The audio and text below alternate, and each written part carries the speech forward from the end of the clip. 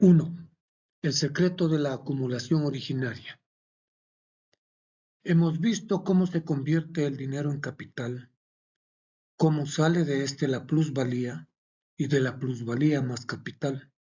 Sin embargo, la acumulación de capital presupone la plusvalía, la producción capitalista, y esta la existencia en manos de los productores de mercancías de grandes masas de capital y fuerza de trabajo.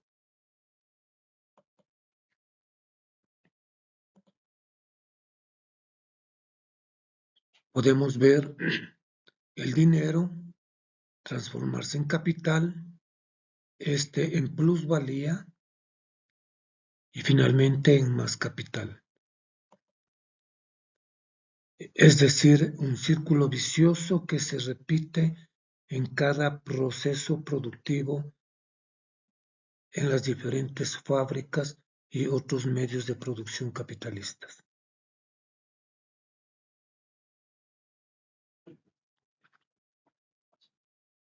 Esto nos va dando permanentemente una mayor acumulación e incremento de riqueza cada vez en pocas manos.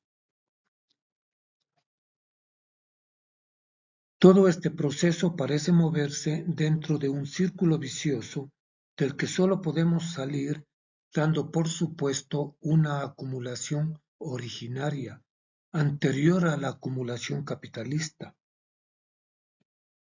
Una acumulación que no es fruto del régimen capitalista de producción, sino punto de partida de él.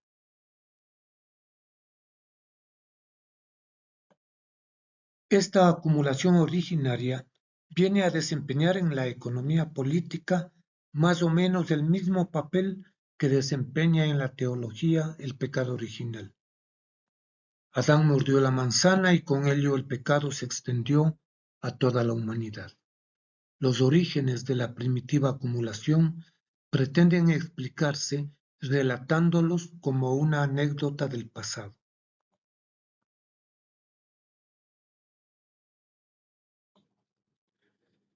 En tiempos muy remotos, se nos dice, había de una parte una élite trabajadora, inteligente y sobre todo ahorrativa, y de la otra un tropel de descamisados haraganes que derrochaban cuanto tenían y aún más.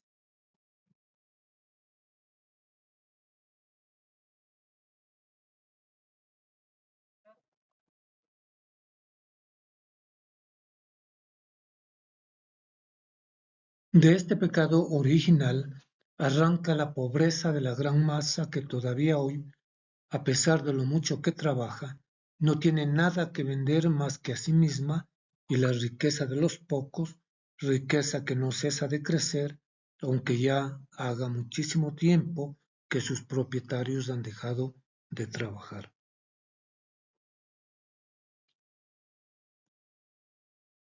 Ni el dinero ni la mercancía son de por sí capital, como no lo son tampoco los medios de producción de los artículos de consumo. Hay que convertirlos en capital. La llamada acumulación originaria no es, pues, más que el proceso histórico de disociación entre el productor y los medios de producción. Se la llama originaria porque forma la prehistoria del capital y del modo capitalista de producción.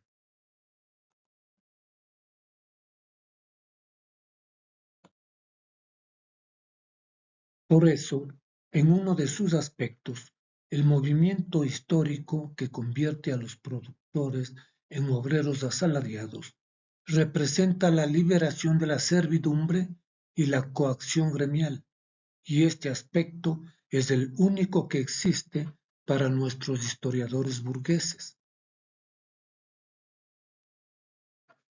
Pero, si enfocamos el otro aspecto, vemos que estos trabajadores recién emancipados solo pueden convertirse en vendedores de sí mismos una vez que se ven despojados de todos sus medios de producción y de todas las garantías de vida que las viejas instituciones feudales les aseguraban. Y esta expropiación queda inscrita en los anales de la historia con trazos indelebles de sangre y fuego. Eso de donde salieron el obrero asalariado y el capitalista tuvo como punto de partida la esclavización del obrero. Este desarrollo consistía en el cambio de la forma de esclavización. La explotación feudal se convirtió en explotación capitalista. Solamente cambiaron las cadenas. 2. ¿Cómo fue expropiada del suelo la población rural? El preludio de la transformación que había de echar los cimientos para el régimen de producción capitalista coincide con el último tercio del siglo XV y los primeros decenios del XVI. El licenciamiento de las huestes feudales que, como dice acertadamente Sir James Stewart, llenaban inútilmente en todas partes casas y patios, lanzó al mercado de trabajo a una masa de proletarios libres y desheredados.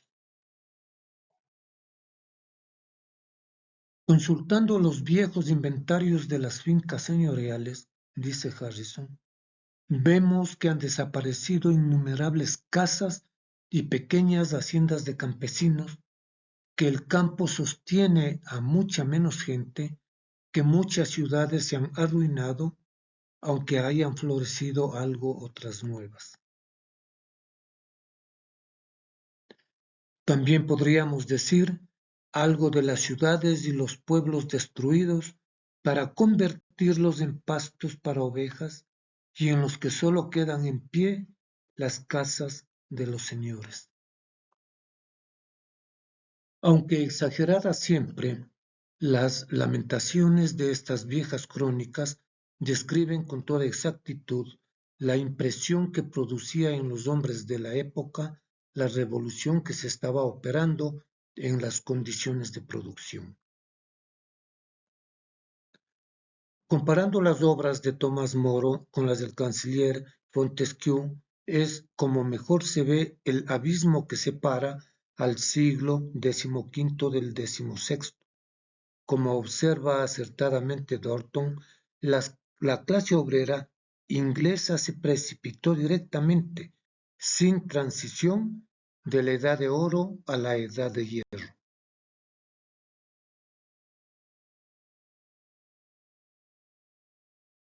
Un decreto de Enrique VII, dictado en 1489, prohibió la destrucción de todas las casas de labradores que tuviesen asignados más de 20 acres de tierra. Enrique VIII, del acto del año 25 de su reinado, confirma la misma ley. En este decreto se dice, entre otras cosas, que se acumulan en pocas manos muchas tierras arrendadas y grandes rebaños de ganado, principalmente de ovejas, lo que hace que las rentas de la tierra suban mucho y la labranza decaiga extraordinariamente, que sean derruidas iglesias y casas, quedando asombrosas masas de pueblo incapacitadas para ganarse su vida y mantener a sus familias.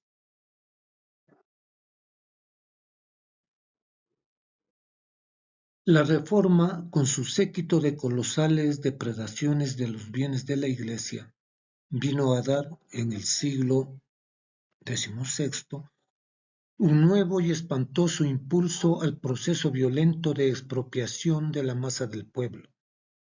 Al producirse la Reforma, la Iglesia católica era propietaria feudal de una gran parte del suelo inglés.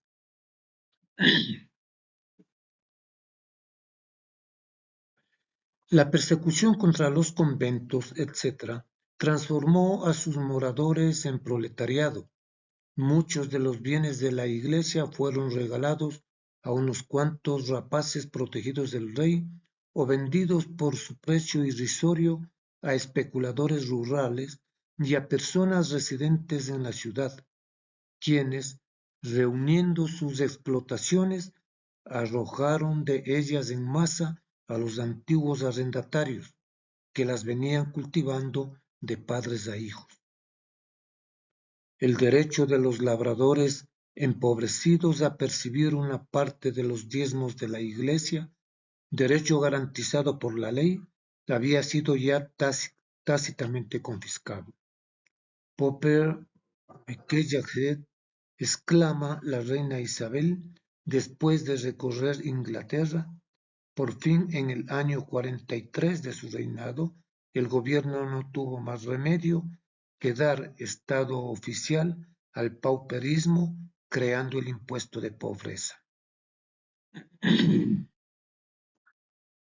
El progreso aportado por el siglo XVIII consiste en que ahora la propia ley se convierte en vehículo de esta depredación de los bienes del pueblo, aunque los grandes arrendatarios sigan empleando también, de paso, sus pequeños métodos personales e independientes. Podemos ver una aldea en los años 1700 y luego la misma aldea en 1870. La forma parlamentaria que reviste este despojo es el de las leyes sobre el cercado de terrenos comunales, dicho en otros términos, decretos por medio de los cuales los terratenientes se regalan a sí mismos en propiedad privada las tierras del pueblo, decretos de expropiación del pueblo. Al paso que los yuan independientes eran sustituidos por los tenants at will, pequeños colonos con contrato por un año, es decir, una chusma servil sometida al capricho de los terratenientes, el despojo de los bienes del dominio público y sobre todo la depredación sistemática de los terrenos comunales.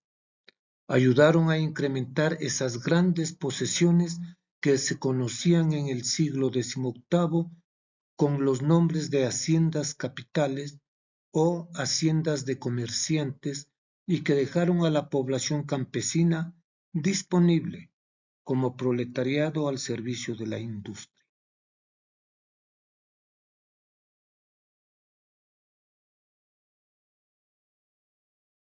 Entresaco unos cuantos pasajes de los materiales copiosísimos que tengo a la vista para poner de relieve de un modo más vivo la situación.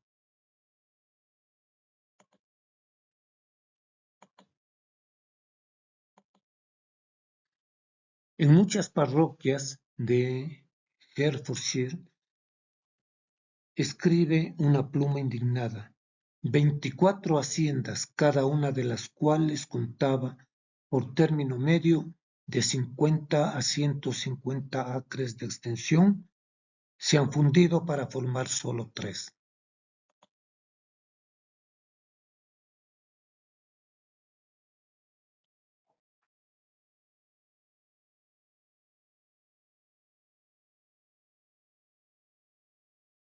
Es bastante frecuente encontrarse con lorazgos enteros recientemente cercados que antes se distribuían entre 20 o 30 colonos y otros tantos pequeños labradores y tributarios, que hoy están usurpados por 4 o 5 ganaderos ricos. Todos aquellos labradores fueron desalojados de sus tierras en unión de sus familias y de muchas otras a las que daban trabajo y sustento. Los lorazgos, o laird en escocés, eran jefes de clanes de la Alta Escocia que poseían tierras de forma titular. Tras sofocar las guerras internas, estos jefes transformaron arbitrariamente sus derechos tradicionales en propiedad privada, desalojando por la fuerza a los miembros del clan para convertir las tierras en pastizales, un proceso clave en la acumulación originaria. Tal vez se trabaje más, porque la coacción será también mayor. Crecerán las ciudades y manufacturas, pues se verá empujada a ellas más gente en busca de trabajo. He aquí el camino hacia el que lógicamente se orienta la concentración de la propiedad territorial y por el que, desde hace muchos años, se viene marchando ya efectivamente en este reino, y resume los efectos generales de las inclusos en estos términos. En general, la situación de las clases humildes del pueblo ha empeorado en casi todos los sentidos. Los pequeños propietarios de tierras y colonos se han visto reducidos al nivel de los jornaleros y asalariados, a la par que se les hace cada vez más difícil ganarse la vida en esta situación.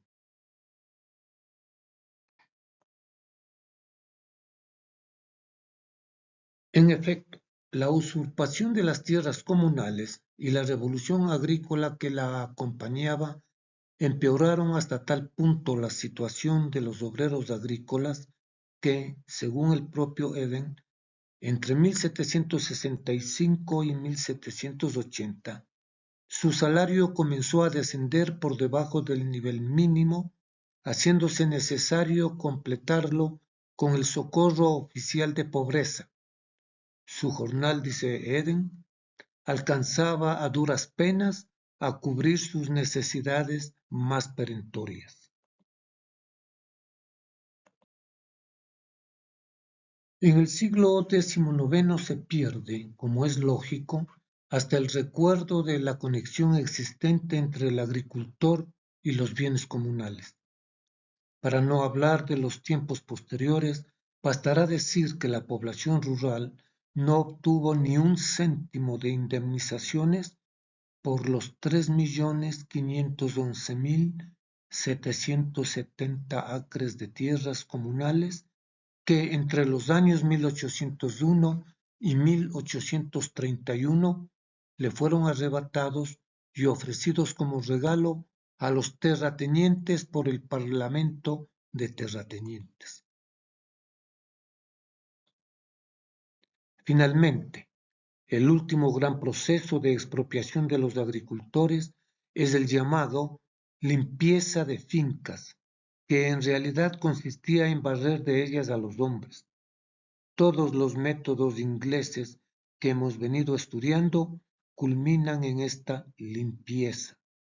Como veíamos al describir en la sección anterior la situación moderna, ahora que ya no había labradores independientes que barrer, las limpiezas llegan a barrer los mismos cottages, no dejando a los braceros del campo sitio siquiera para alojarse en las tierras que trabajan. Como ejemplo del método de explotación predominante en el siglo XIX, bastará citar las limpias llevadas a cabo por la duquesa de Sutherland.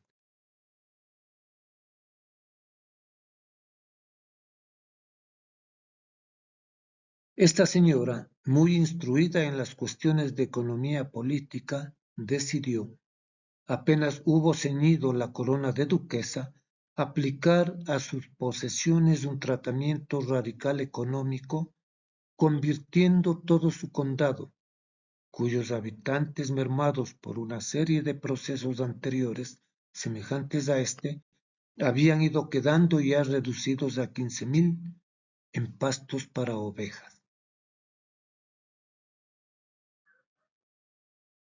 Llevada de su altruismo, la duquesa se dignó arrendar estos eriales por una renta media de 2 chelines y 6 peniques cada acre a aquellos mismos miembros del clan que habían vertido su sangre por su familia desde hacía siglos. Todos los terrenos robados al clan fueron divididos en 29 grandes granjas destinadas a la cría de lanares, atendida cada una de ellas por una sola familia. Los pastores eran en su mayoría braceros de arrendatarios ingleses. En 1825, los 15.000 gaeles habían sido sustituidos ya por 131.000 ovejas. Los gaeles son un grupo etnolingüístico celta originario de Irlanda, Escocia y la isla de Man, caracterizados por su herencia cultural, tradiciones y el uso de las lenguas gaélicas. El término se refiere a los hablantes de este idioma con raíces que evocan un espíritu guerrero y una profunda conexión con sus tradiciones ancestrales.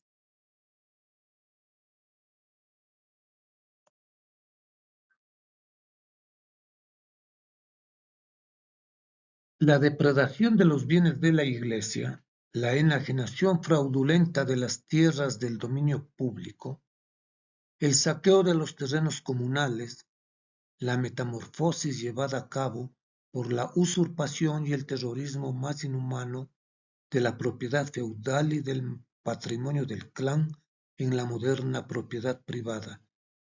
He ahí otros tantos métodos idílicos de acumulación originaria.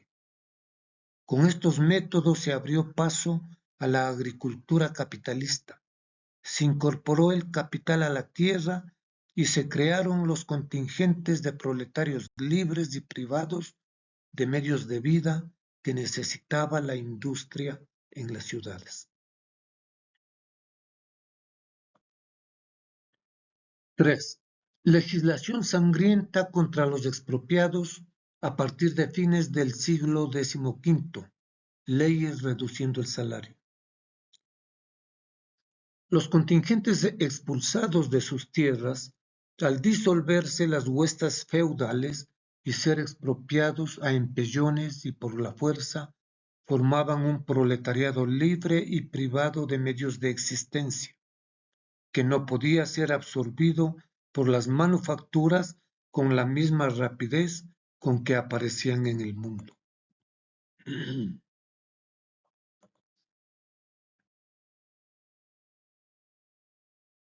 Por otra parte, estos seres que de repente se veían lanzados fuera de su órbita acostumbrada de vida, no podían adaptarse con la misma celeridad a la disciplina de un nuevo estado, y así una masa de ellos fue convirtiéndose en mendigos, salteadores y vagabundos, algunos por inclinación, pero los más obligados por las circunstancias.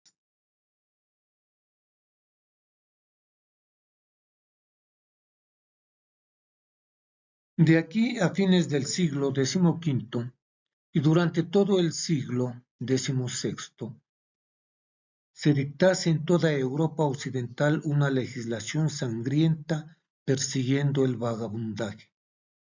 De este modo, los padres de la clase obrera moderna empezaron viéndose castigados por algo de que ellos mismos eran víctimas, por verse reducidos a vagabundos y mendigos. La legislación los trataba como a delincuentes voluntarios, como si dependiese de su buena voluntad el continuar trabajando en las viejas condiciones ya abolidas. En Inglaterra, esta legislación comenzó bajo el reinado de Enrique VII, y con Enrique VIII, 1530, los mendigos viejos e incapacitados para el trabajo deberán proveerse de licencia para mendigar. Para los vagabundos capaces de trabajar, por el contrario, azotes y reclusión. Se les atará a la parte trasera de un carro y se les azotará hasta que la sangre mane de su cuerpo, devolviéndolos luego, bajo juramento, a su pueblo natal o al sitio en que hayan residido durante los últimos 3 años para que se pongan a trabajar.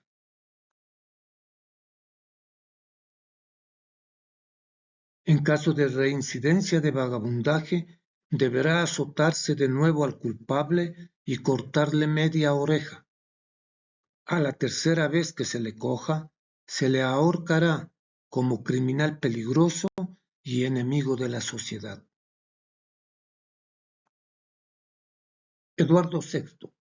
Un estatuto dictado en el primer año de su reinado, en 1547, ordena que si alguien se niega a trabajar, se le asigne como esclavo a la persona que le denuncie como holgazán.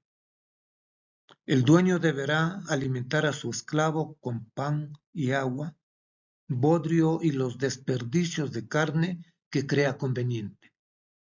Tiene derecho a obligarle a que realice cualquier trabajo, por muy repelente que sea, azotándole y encadenándole si fuera necesario. Si el esclavo desaparece durante 2 semanas, se le condenará a esclavitud de por vida, marcándole a fuego con una S en la frente o en un carrillo. Si huye por tercera vez, se le ahorcará como reo de alta traición. Su dueño puede venderlo, legarlo a sus herederos o cederlo como esclavo, exactamente igual que el ganado o cualquier objeto mueble. Los esclavos que se confabulen contra su dueño serán también ahorcados. Los jueces de paz seguirán las huellas a los pícaros tan pronto se les informe.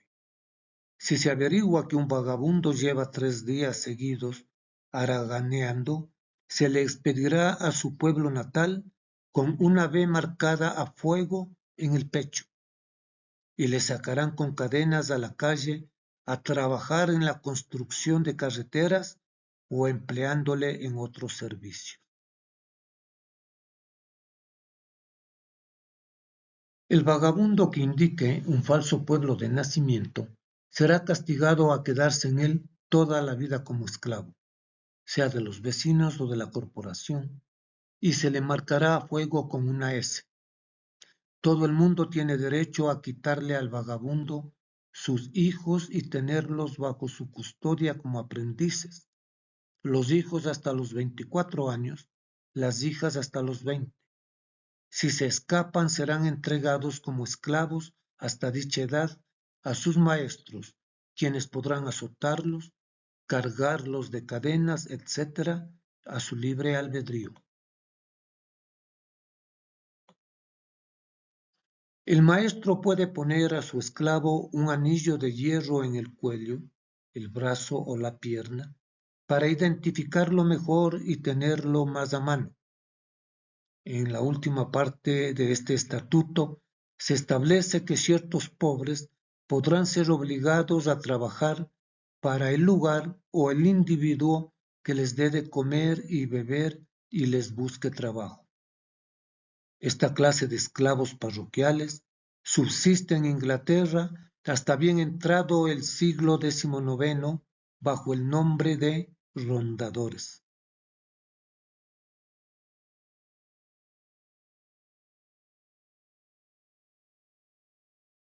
Isabel, 1572.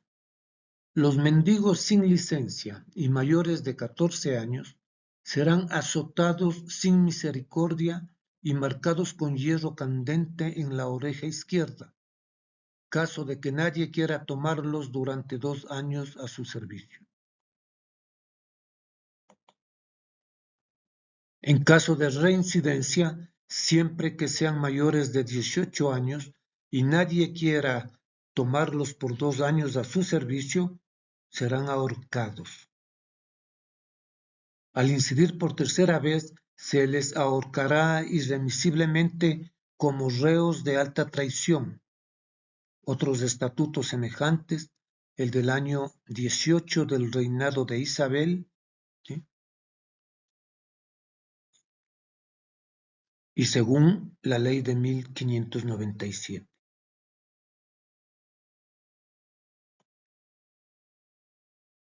Jacobo I. Todo el que no tenga empleo fijo y se dedique a mendigar es declarado vagabundo. Los jueces de paz de las Petty Sessions quedan autorizados a mandar a azotarlos en público y a recluirlos en la cárcel, a la primera vez que se les sorprenda por 6 meses, a la segunda por 2 años. Durante su permanencia en la cárcel podrán ser azotados tantas veces y en tanta cantidad como los jueces de paz crean conveniente. Los vagabundos peligrosos e incorregibles deberán ser marcados a fuego con una R en el hombro izquierdo y sujetos a trabajos forzados, y si se les sorprende nuevamente mendigando, serán ahorcados sin misericordia. Estos preceptos, que conservan su fuerza legal hasta los primeros años del siglo XVIII, solo fueron derogados por el reglamento del año 12 del reinado de Ana.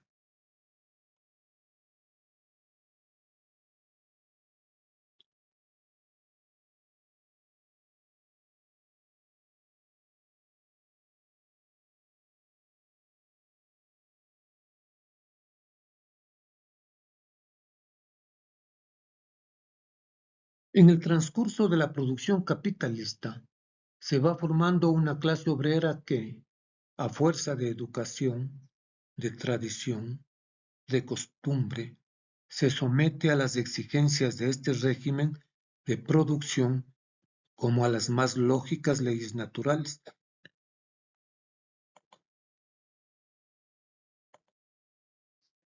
La organización del proceso capitalista de producción, ya desarrollado, vence todas las resistencias.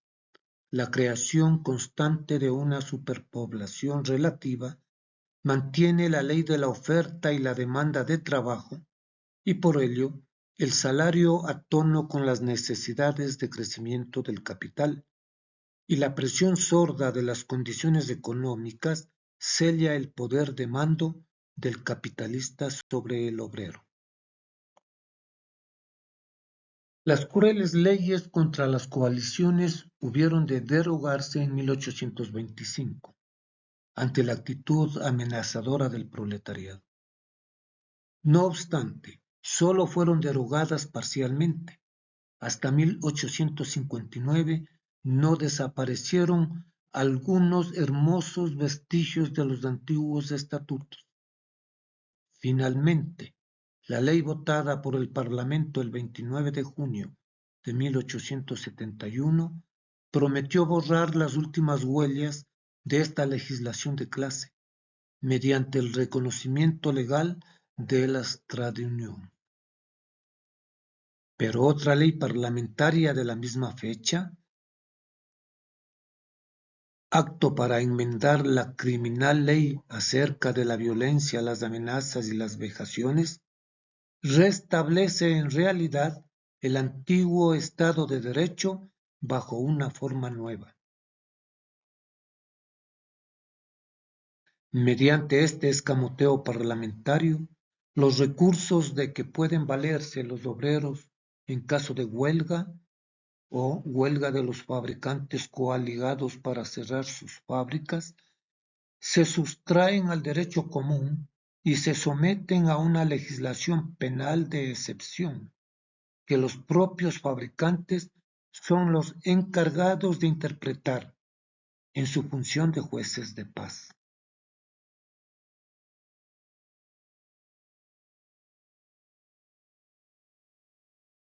En los mismos comienzos de la tormenta revolucionaria, la burguesía francesa se atrevió a arrebatar de nuevo a los obreros el derecho de asociación que acababan de conquistar.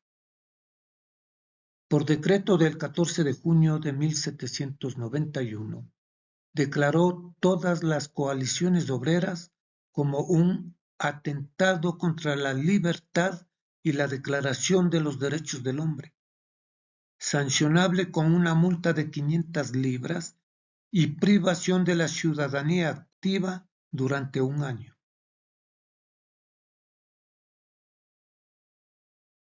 Que hayan disfrutado y también aprendido un poco, aunque toda esta parte de la historia está llena de las barbaridades y crímenes que se cometieron en contra de la naciente clase obrera. Nos veremos en el siguiente, el módulo 2.